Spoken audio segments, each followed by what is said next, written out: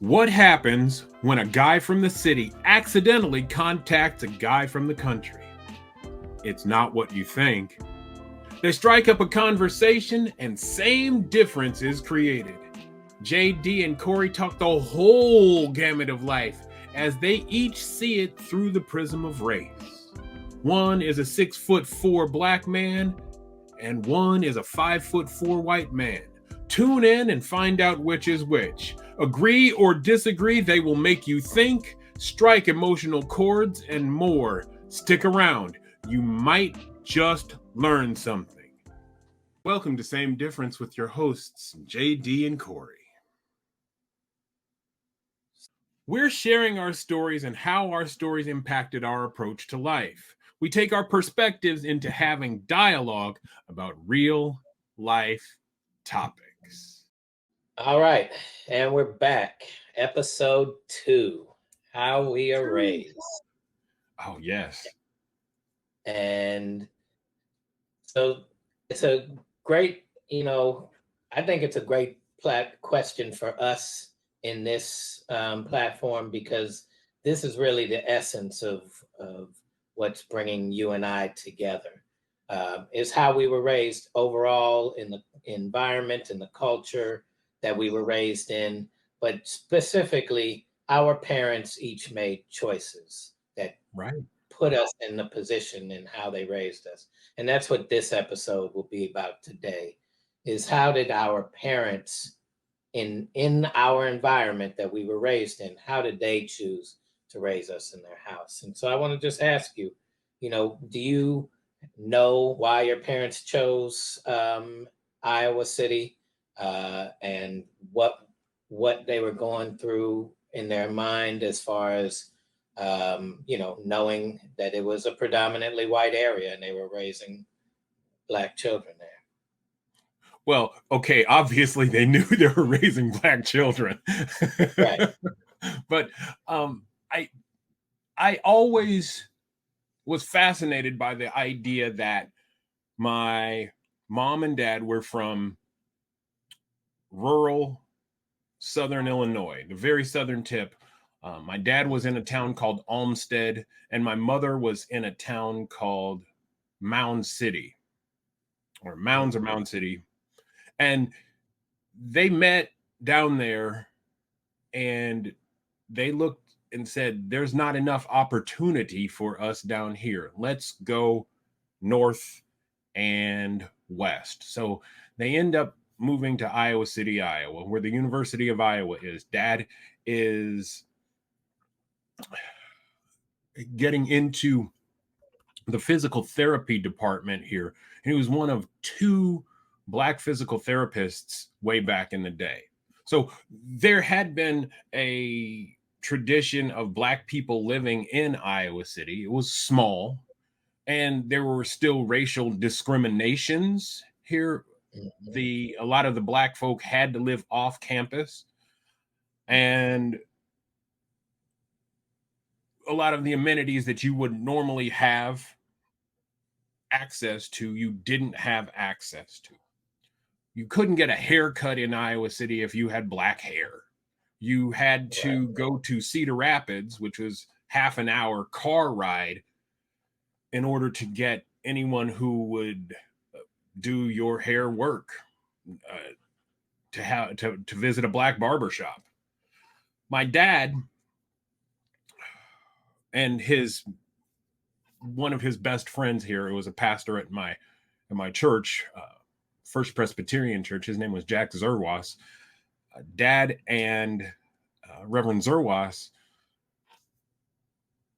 petitioned the Iowa City government to allow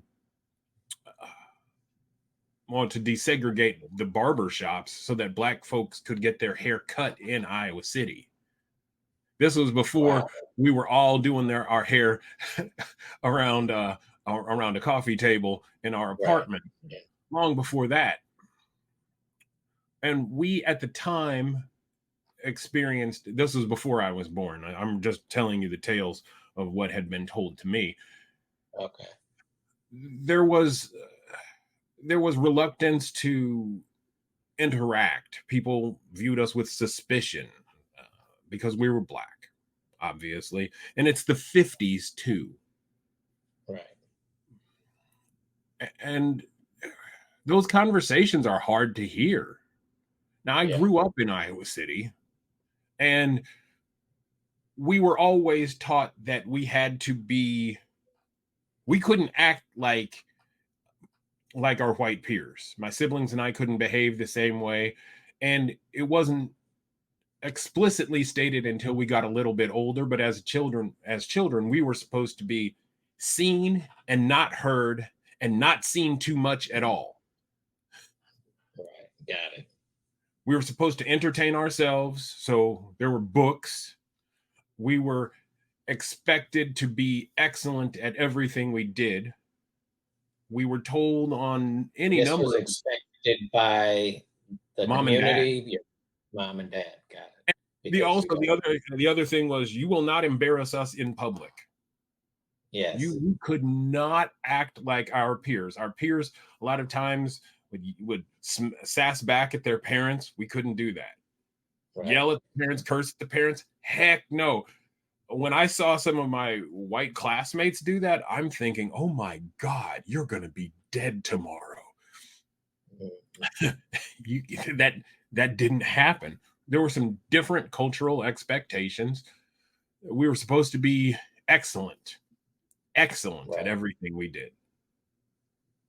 Didn't matter whether it was the first time, didn't matter whether we had been at it for 10 years, we were expected to be excellent at it. And in that way, mom and dad toughened us up so that was an expectation. We were expected to be groomed neatly. We may not have had the nicest, newest clothes. I'll say it like that, the newest clothes, but the clothes we did have, we were supposed to look groomed in them. There was no excuse for us to be running around nappy-headed, crust in the corners of our mouths, our eyes, or anything. We were supposed to be groomed, and we were supposed to be neat. Making me check my mouth right now. And that expectation was such that it carries on. It carries on with me and in everything that I do, right? Everything that I do. If I'm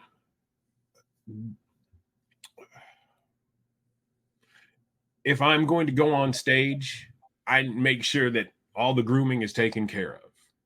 If my shirts are pressed, my shoes are shined, all of that just drilled into you.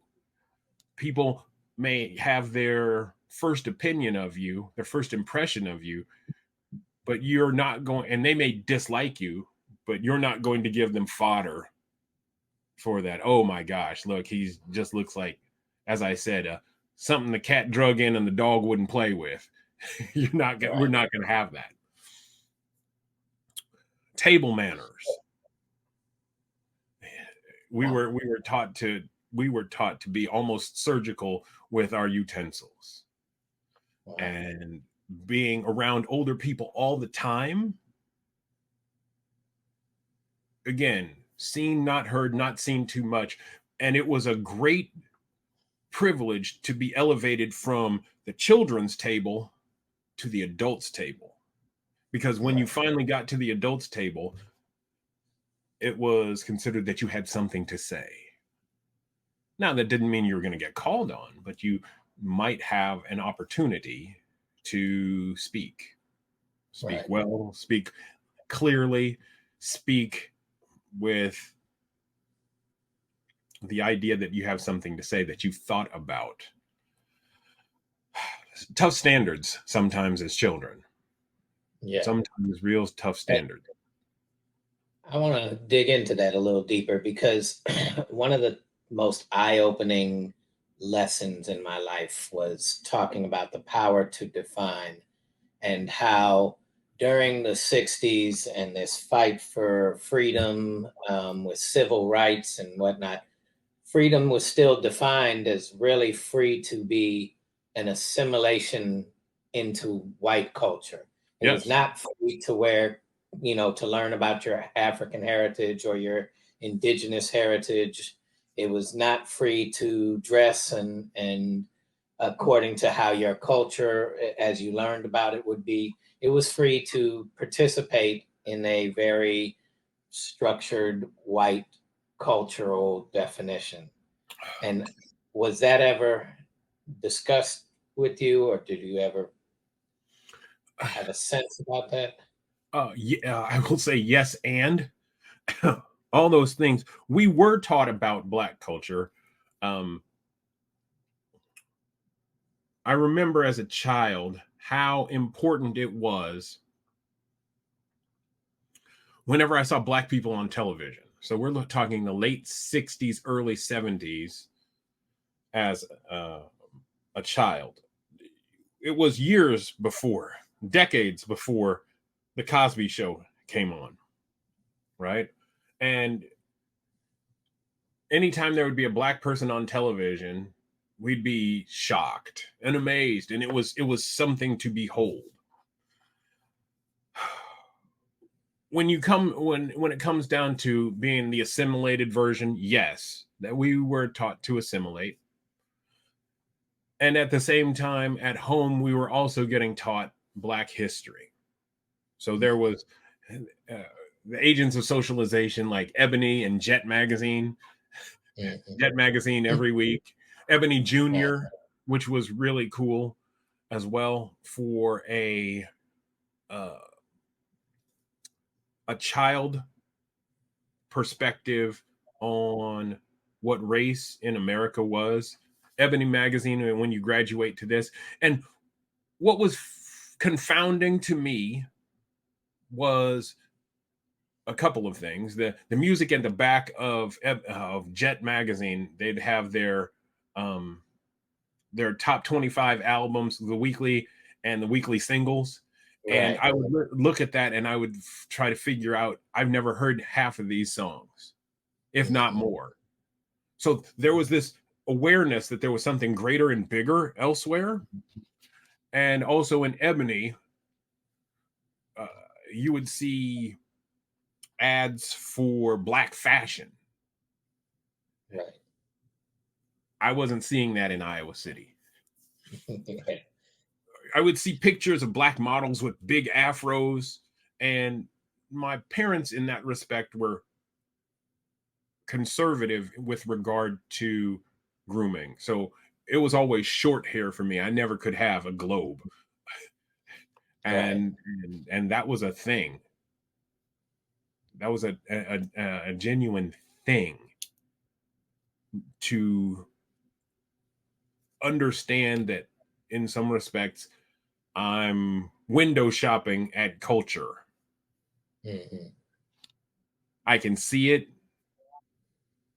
I have some access to it, but I'm not able to go in and be in that space. Very interesting. I mean, description of that. I wouldn't have thought of it that way. But yeah. So Yes. and so as this was going on, was there lessons being taught to you as to why you wouldn't be able to have those things that you're seeing? Like I remember being taught, like, you're not going to get the Jordans because I'm not paying that much for some damn shoes. You must be crazy. But Oh, that's the yes, difference. Jordans came well after. Right. Jordans were late in my late teens. Sure. I'm So just that was more comparing the window right. shopping response. So were you ever taught about why you weren't able to, or what did you even want an afro, I guess, even, or Oh, I some did. anything? I did. We would see excerpts of things like from Ebony magazine. I might see Jim Kelly featured from Enter the Dragon, and Jim Kelly's got this cool sweatsuit, and he got that cool sculpted afro. That man was cold, and I wanted to be like him because he looked cool and he looked like me. That was huge. I believe Enter the Dragon came into town when I was a little kid, and my parents weren't gonna let me go see that. They weren't gonna let me go see that. I got a chance to see all the cute Disney movies that were Right. like, oh, Strongest Kid in the World, the Benji movies, Pippi Longstockings, and again, a lot of cultural entertainment that was white oriented, definitely not black oriented. Mm-hmm. So I'm aware that I am different at some point or another, but at another point, I just kind of want to fit in and be. So you're aware that you're Right. different, but you want to fit Sure. in regardless. And so you try to fit your square peg into a round hole until you realize that that's too painful to maintain. And then you start to seek out other people who are closer to you. And with the university around, I did see black people. Uh, and seeing black people in Iowa, it's the head nod, the Yeah. recognition. I see you. We're in a Right. similar place. We're in a similar state. And if you don't get the acknowledging head nod back, you do it again, like, hey, you didn't see me. And sometimes you run into that and you're like, okay, that person may not be down. I don't know Right. what their problem is. Let's see other things. It was entertainment wise. I ended up going to the public library a lot because I love to read. And because I love to read and there were tons of books there, it was a safe place. So we can talk about my nerd streak, but it was a place where I was never ever I never ever felt that I didn't fit in. Ever. Always felt safe and accepted at the public library. My mom and dad would do their business downtown. Mom would give me $1 and she'd go take care of all of her errands and I'd stay at the public library. She knew full well I would never leave with anybody other than her because, one, I'm in a place with a ton of books, and as long as there were books there, you couldn't pull me away with wild horses. Buildings on fire, I'll wait until mom gets here. I'll give you $500 to go with you. Go with me, young man, a strange person. Nah, I'm good. I got $1. I can get a Nutty Buddy and some Welch's grape juice. I'm straight. And Right. the folks at the public library knew me and they cared for me. They cared about me too. And that was something that is near and dear to my heart. Uh, the librarian there, her name, or the children's librarian there, was a woman named Hazel Westgate. And she said it was her policy if you could print your name on a card, you were old enough to get a library card. Boom, had a library card. I was gone from Iowa City from 1991 to 2006. I come back in 06. Some of the same librarians that were there when I was a little kid were there and they recognized me. Right. I'm a grown man and they recognized me.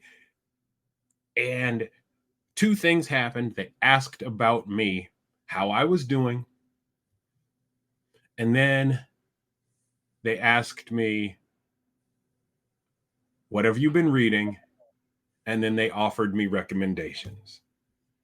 Wow. And as a place that's near and dear to my heart, it's always going to be a library. Always. It will always be a library. Because if they're doing their job correctly, there's no discrimination there. They're all about educating you to be better. Right. As you were talking about your best version of yourself, yeah. I'm sorry, I'm nerding out on that, but this is No, a near and dear place to my heart. And sure. I go to my public library regularly. Mom and dad were supporters and patrons. They took us to the library. It's a habit. I used to take my kids to the library at least once a week.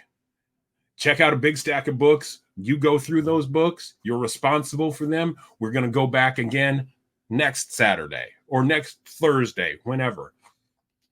And I wanted them to be comfortable and excited about their ability to read. Mm-hmm. And anytime I hear of barring a learning disability, anytime I hear about a person of color saying, I don't want to read, I get upset. I'm like, please understand that 100 years ago, many of us, maybe 150 years ago, 2 centuries ago, we weren't allowed to read. Right. And that's a value that mom and dad reinforced. Our house was full of books. Mm-hmm. And my apartment full of books. When I send Right. my kids gifts, a lot of times I send them books. And I can hear as they open up the package miles and miles away, I can hear them roll their eyes audibly. And like, oh, geez, here he goes again. That is important. Right. So I often ask my kids, when was the last time you went to the library? When was the last time you visited your public library? What are you reading? And that's something that was passed down. I come from generations of teachers, and the idea that we are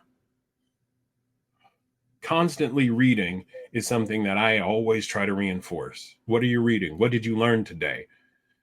And a lot of my kids are like, Dad, I'm not in college anymore. And I said, but that doesn't mean you can't be learning. Right. So going back to that upbringing, I'm hearing about the, like strict rule of conduct and how you behave yourself. Was it ever taught to you about how to behave in public for safety purposes? Was it to maintain so that you're not being judged? Was it Not anything to do? explicitly. Not explicitly. There was always Like, did you have to talk? it was not explicitly. It was about how you conduct yourself around white people so that an Emmett Till doesn't happen. Right. That was the cautionary tale. That was the talk before the talk. Mm-hmm. Seen, not heard, and not seen too much. Mm-hmm. Don't draw a whole lot of attention to yourself. Excel, be humble about it. And you might just make it through.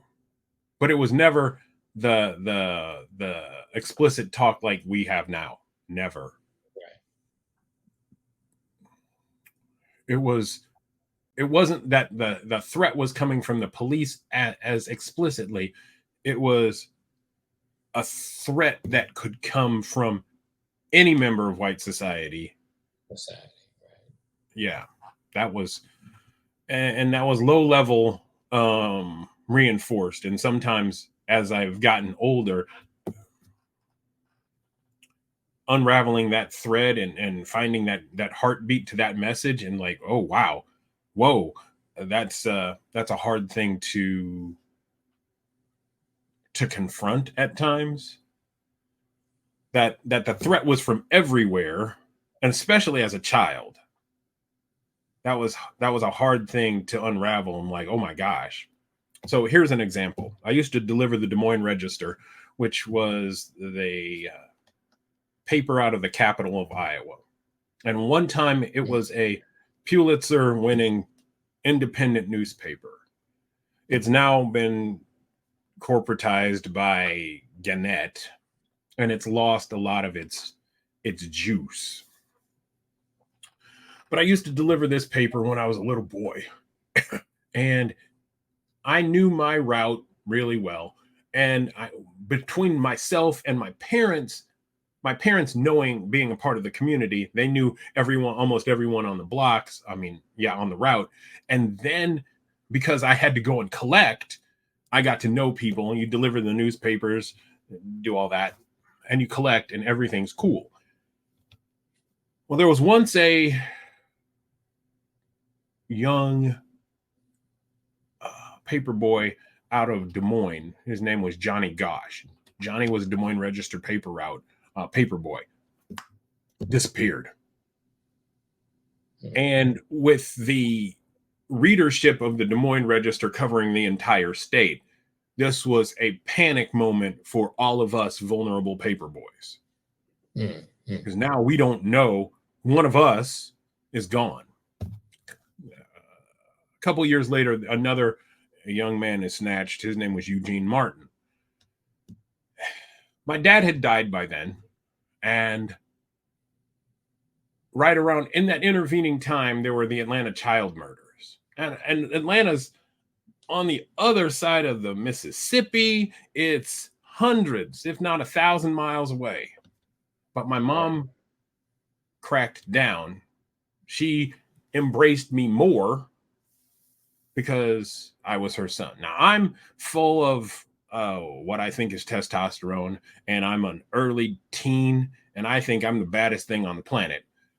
And mom is trying to let me know, you're not. You might be bigger than some, but there's people a lot bigger than you out there.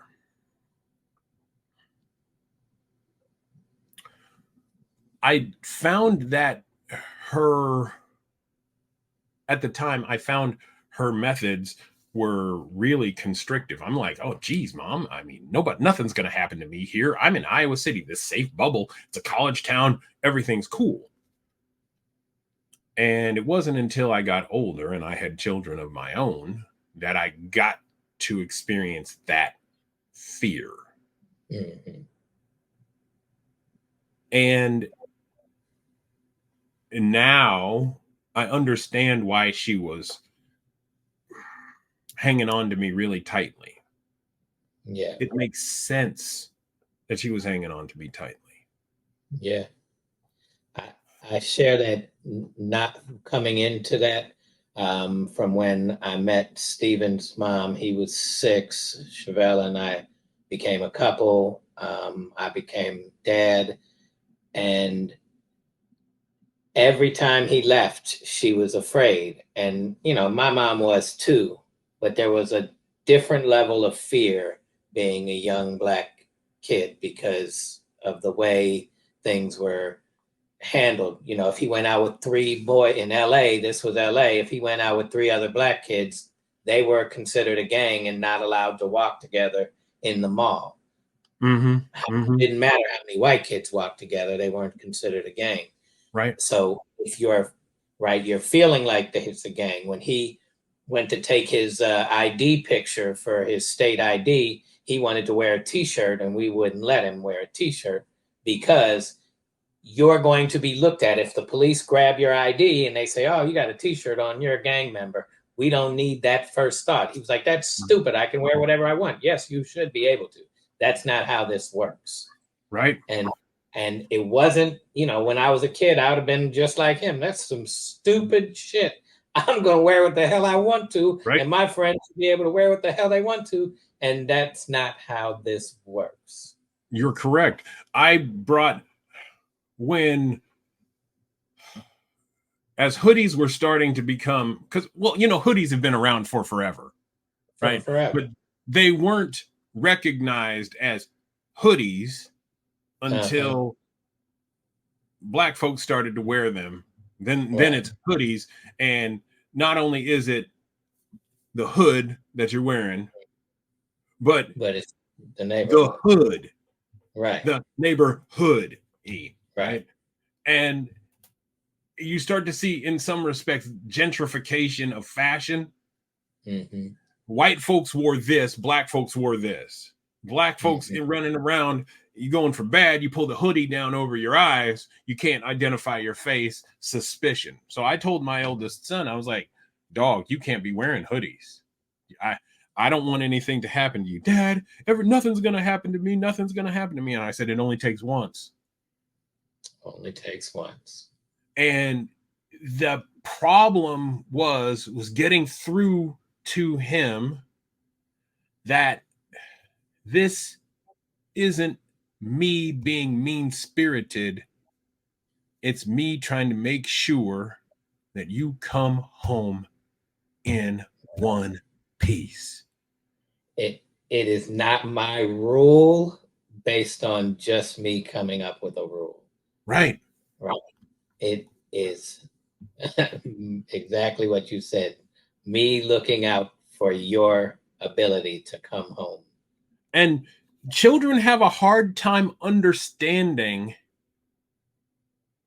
how much love there is because they can't, they have no frame of reference.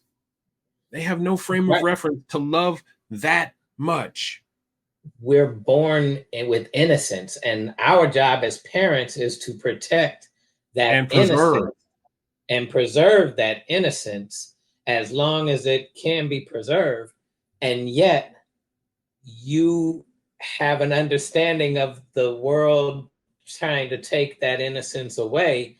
And so part of it is that conflict of, yes, I'm protecting your innocence by not letting you just be innocently out there doing whatever you want to do, because that's not the society that we live in. Right. And to amplify that point, it's, you can't, and again, I hated having to parrot these words, because there's that moment when you open up your mouth and your mama hops out, her voice and all of her hops out of your mouth, and you're like, oh snap, here we go. Yes. Here we go. And I told Xavier this same thing. I was like, look, you cannot act like your peers. You cannot. If you do, I can't protect you the same way that mama protected me. Does it mean you're going to miss out on some fun? Yeah. But you've got the rest of your life to have that fun. The party that you're going to miss this weekend, you're going to be able to experience some parties that are going to be better than that at a later junction in your life. Hard thing to hear, hard thing to say, but my whole day revolved around getting my kids home in one piece. That was it, and it's hard to explain until they start to see the world's inequities, and you just kind of hold them there and say, I'm with you. I'm with you. That's all I got. I'm with you.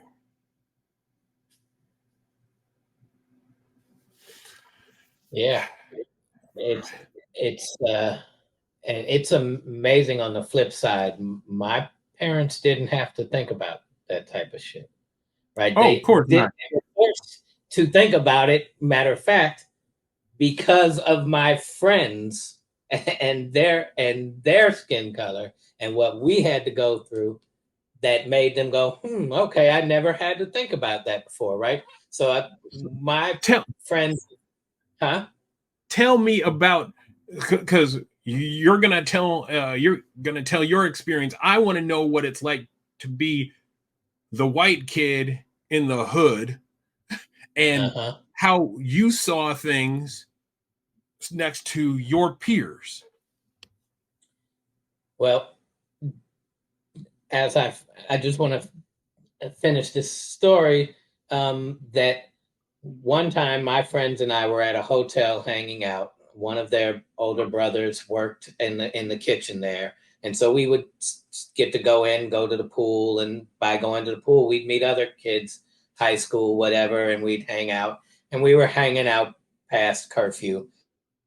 And the police ended up bringing us home. Now, they probably would not have brought us home had I not been my parents' son, right? Had my dad not worked around the corner, because this was where they grew up, the area, than where I grew up, which has some middle class to and whatnot, but also a lot more Black folks.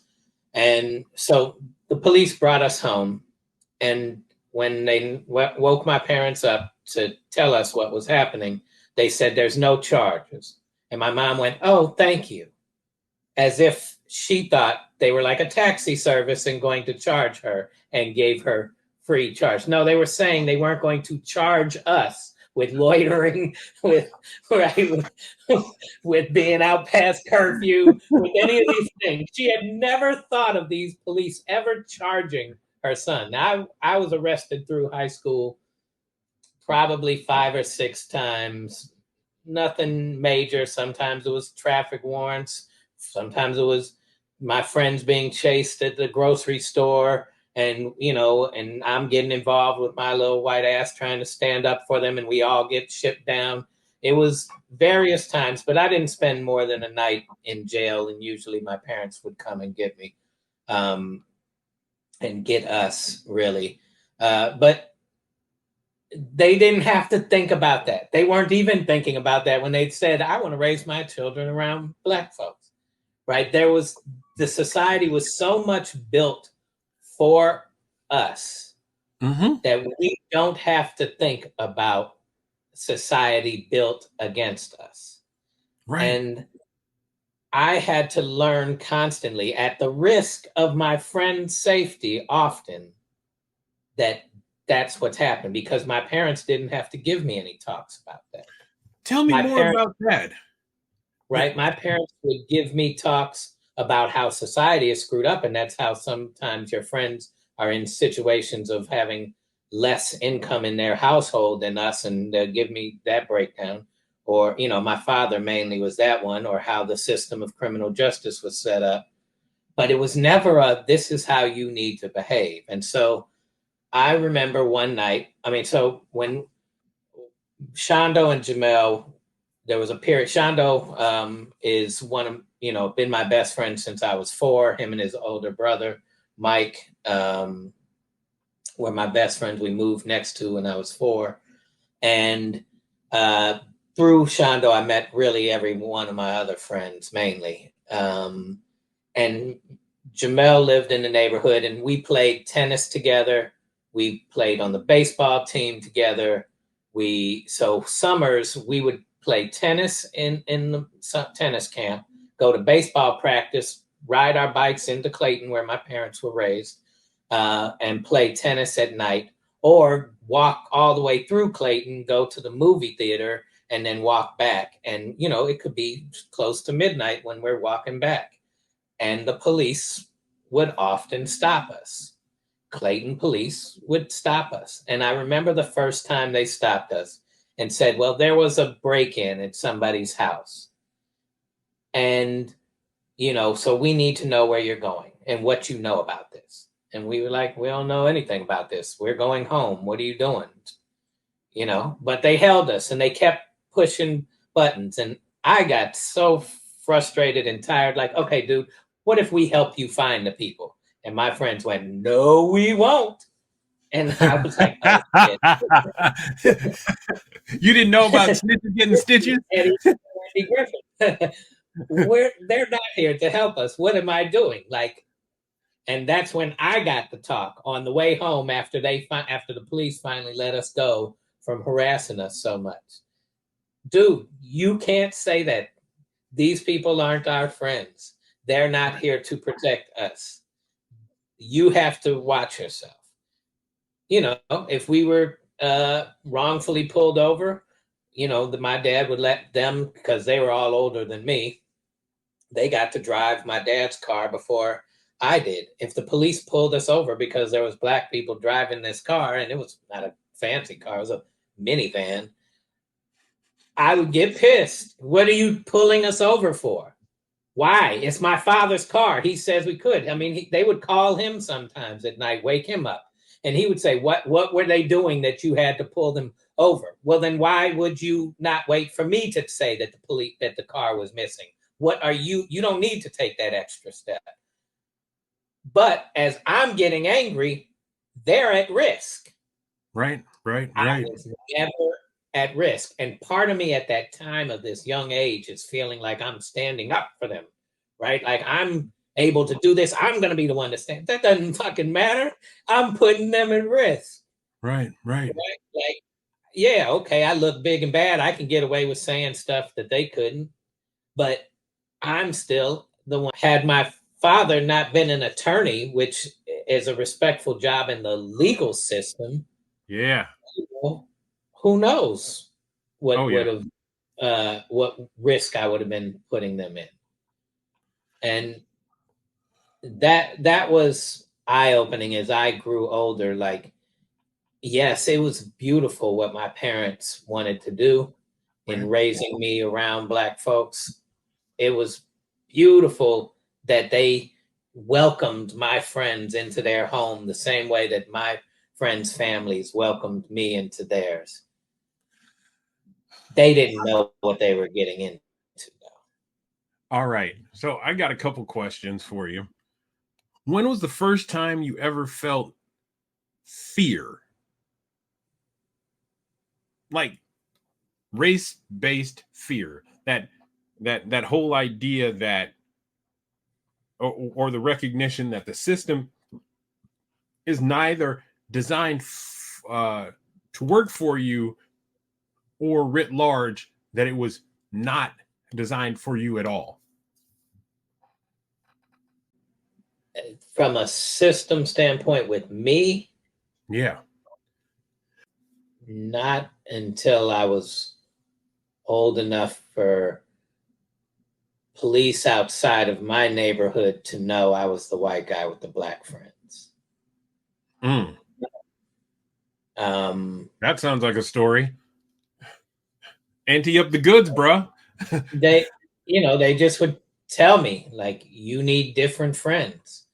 Like, what they sometimes would tell me that, and I was just dropping my friends off at at their work, and they would go, "What are you doing?" And they worked at a factory, and they were the police were just on the factory grounds. I'm dropping off my friends. Now, maybe I made a turn in there or didn't stop at the stop sign of the parking lot, which I'm guilty of for sure, not recognizing those as real stop signs. But like that started to put some fear in me. I think mostly when I became Stephen's father, that that I feared how he and I were being recognized in the world. And tall, young, well-spoken Black child. I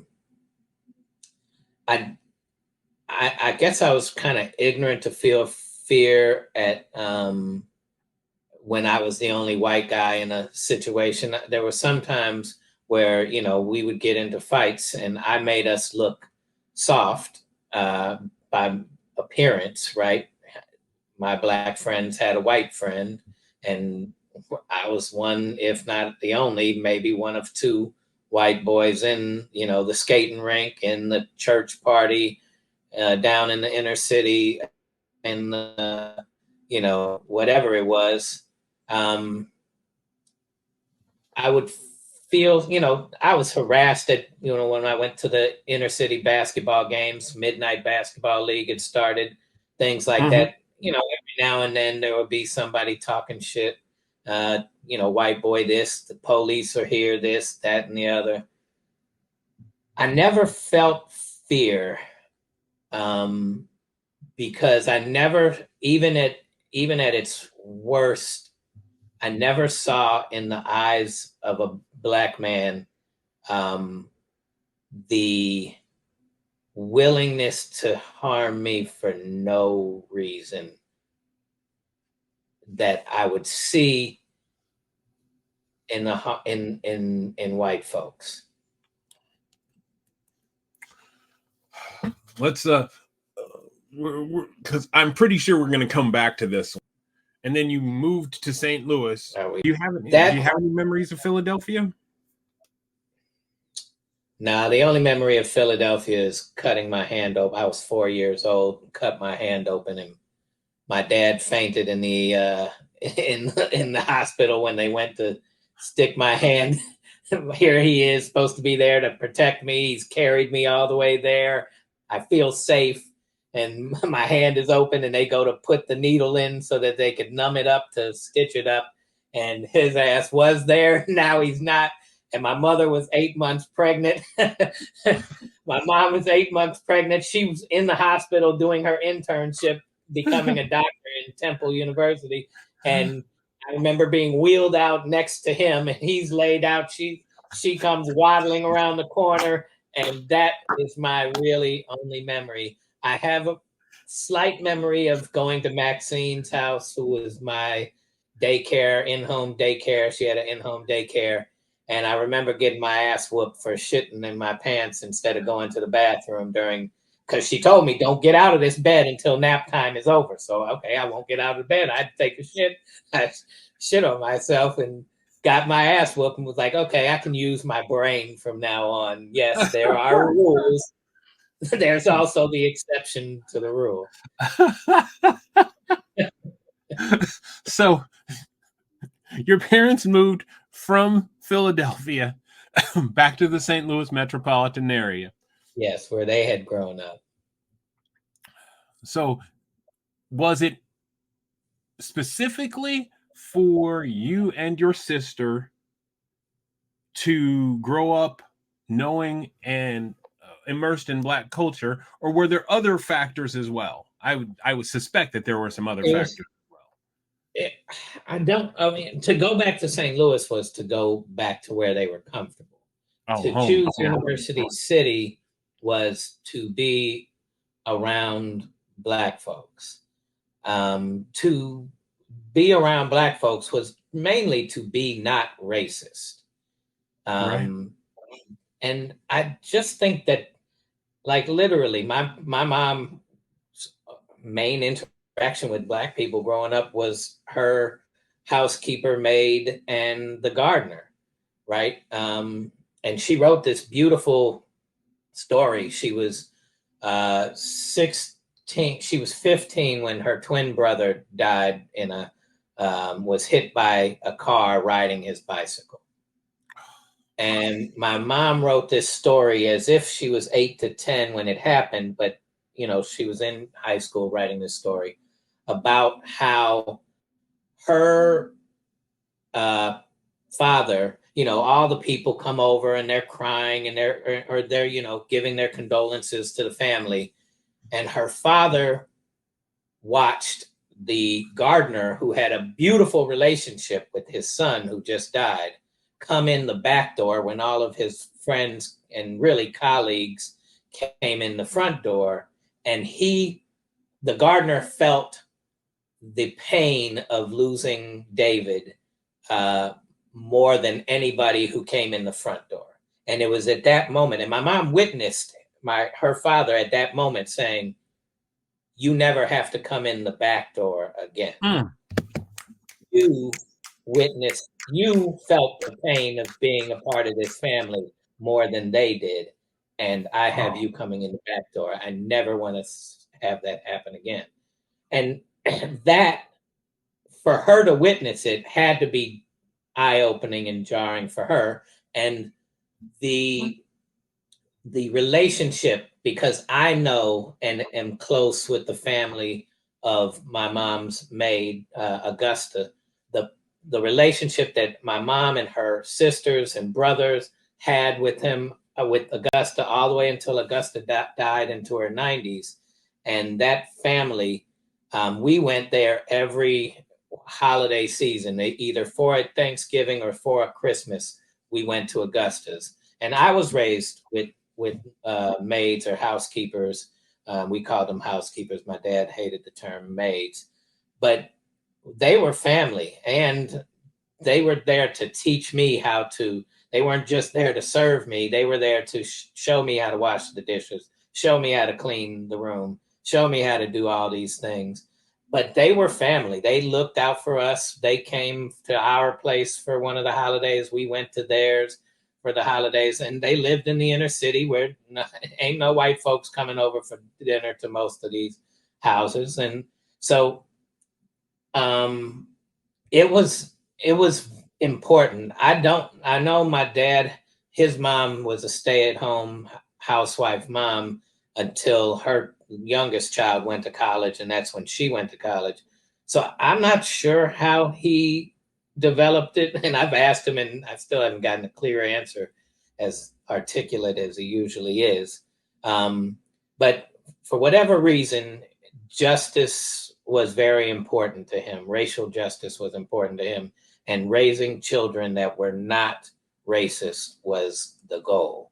What that meant for our experience, I don't think they had a clue or even had a reference base for having a clue, but it was certainly an intentional desire.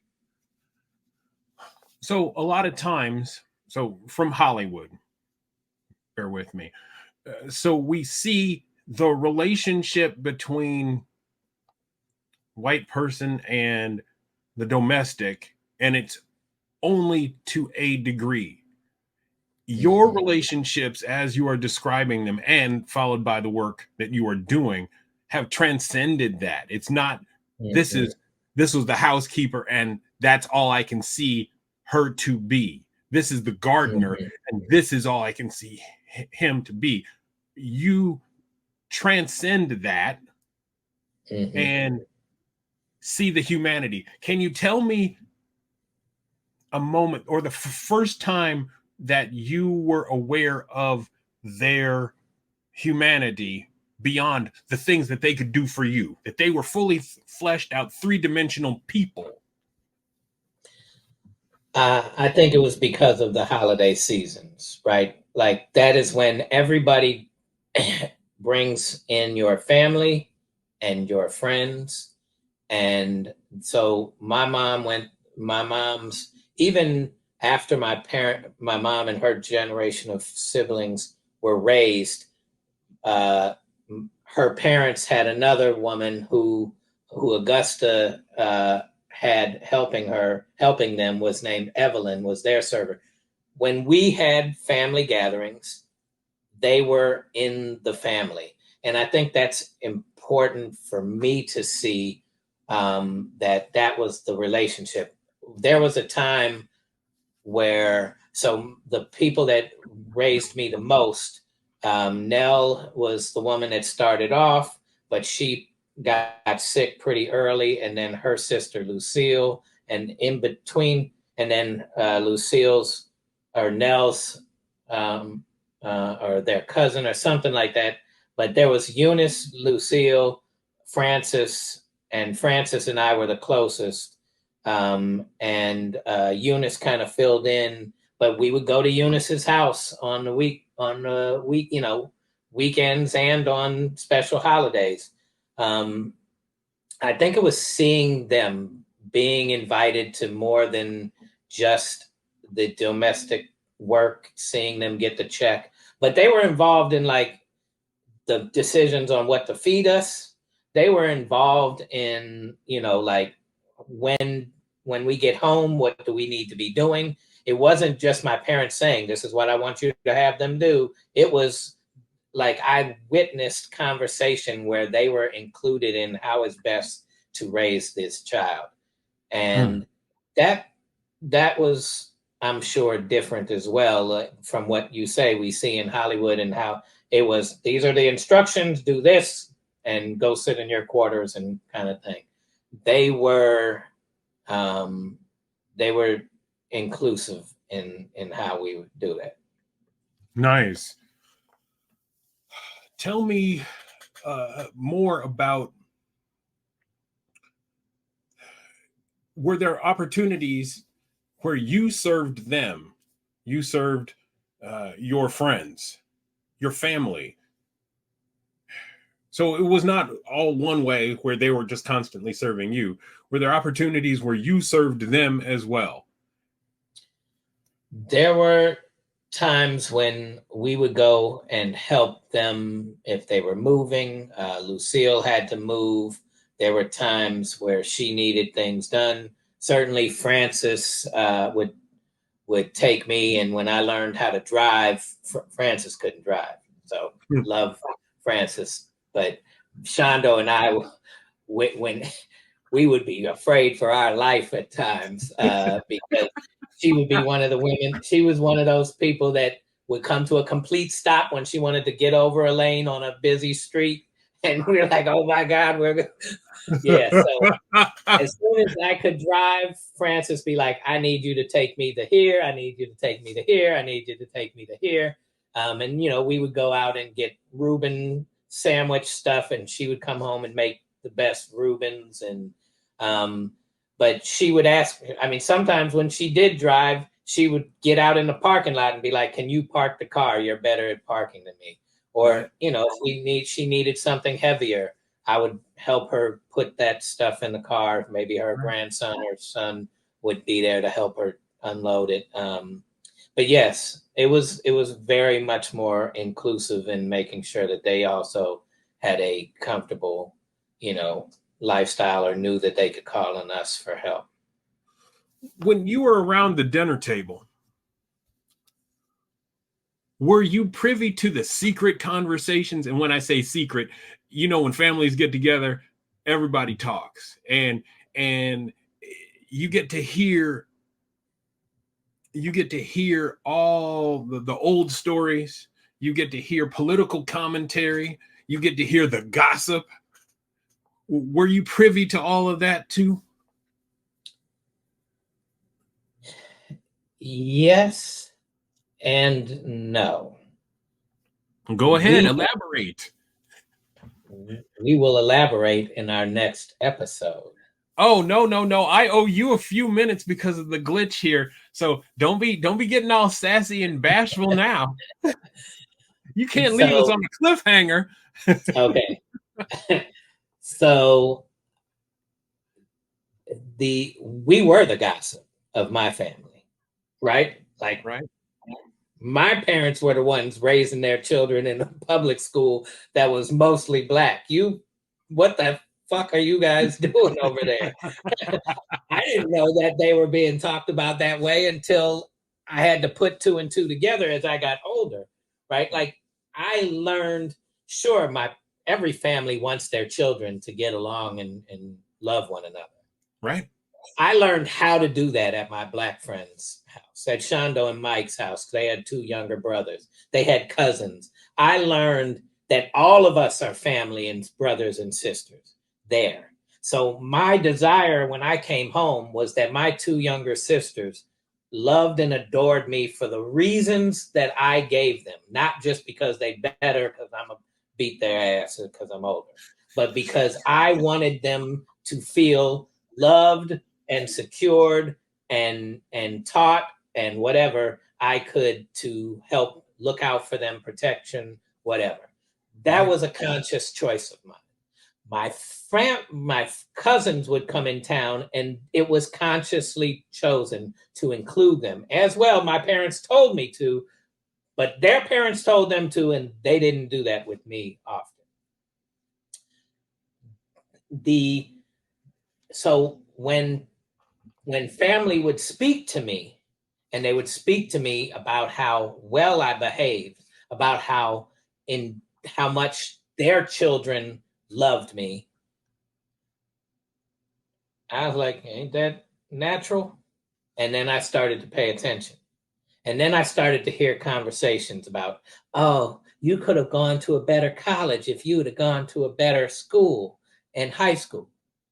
My grandmother, I had to kind of shut her up one day, and I don't mean to say that in a disrespectful way, but you could have gone to Harvard. You could have gone, because my dad went to Harvard, and if you hadn't gone to University City High School, I think you could have gone to better schools. And I said, yeah, but isn't every problem that you complain about in this society, created by those that went to Harvard and Yale and all the rest of them. Why would I be there? And right, and they had pitched me on, it's not just the smarter teachers, it's the smarter students, so it's escalated, expeditiously, at how much greater that education is. No, it's not. And then when I learned prestigious, that's what it is. It's just that. Right? I think that's a great place to end this one, because there's more questions, and I think we can have more stories, or at least more conversation and dialogue about home, because I've got more questions for you. Oh my goodness. So thanks for answering my question here. And I should have been smart and said, you know what? We can have a cliffhanger so that other folks can tune in. We may have to run through that on editing.